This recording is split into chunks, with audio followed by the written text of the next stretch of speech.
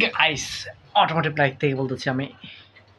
দেখো this is bedsheet, বুঝছো? এটা হচ্ছে বেডশিট, আর হচ্ছে জানালার কাপড়গুলো খুব সুন্দর।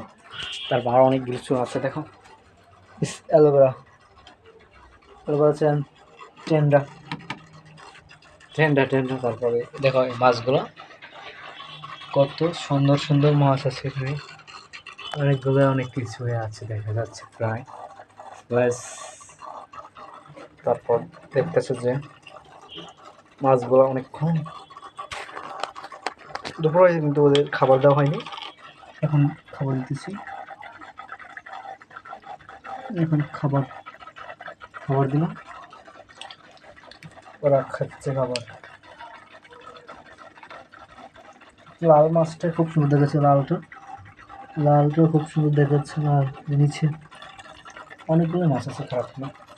এখানে আপনার পিস প্রতি প্রায় 150-200 টাকা করে একটা মাছ কেনা হয়, বড় মাছ তো, বুঝছেন?